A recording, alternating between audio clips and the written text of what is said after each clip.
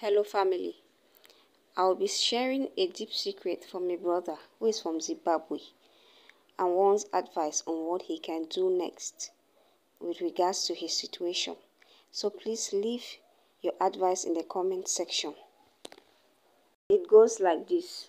Hello family, I am a brother from Zimbabwe and I grew up in a very small and remote village.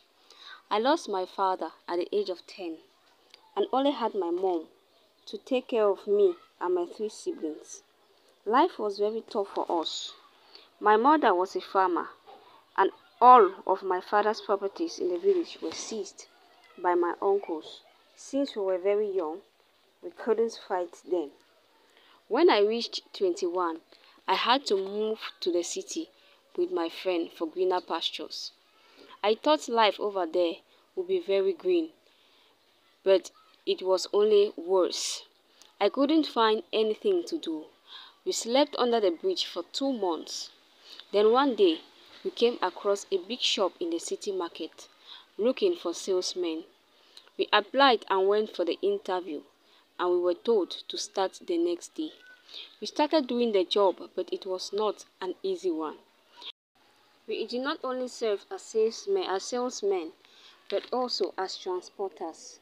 We had to transport heavy loads whenever the goods arrived on top of our heads.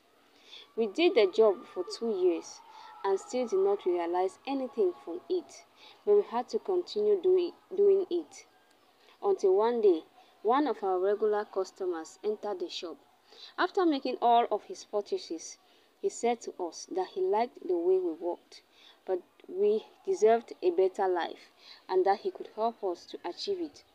We did not really understand what he meant, and so we didn't take him serious.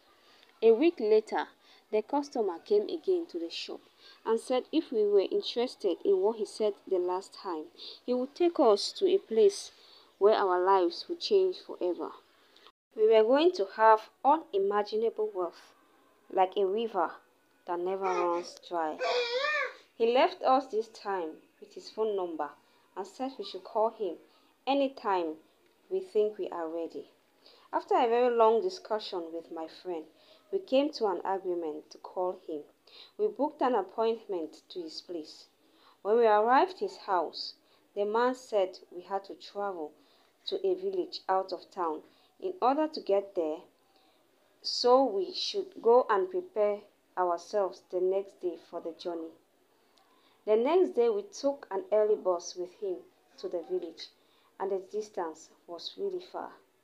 When we arrived at the village, we entered into a forest which possessed one of the most dangerous shrines in Zimbabwe. When we arrived there, the native doctor asked us to sleep with our mothers in exchange for money and said that anyone who fails to do it will die after 7 days. This seemed like an impossible task to us, but we had to do it for the sake of our lives. We felt there was no going back. I traveled back home to the village with my friend so we could plan on how to tell our mothers. I told my mother about the recent development and she refused to do it, and I understood where she was coming from. My friend's mother also rejected the offer. Our mothers were so disappointed with us. I kept on begging my mom until the 6th day, and she agreed because she didn't want to lose me. My friend's mother refused him completely, and as of now, he is dead. I moved with my mother and siblings to the city in order to protect her from the shame, since the news of what we did had spread all over the village like wildfire. I bought my mom a house together with my siblings and opened multiple businesses for them.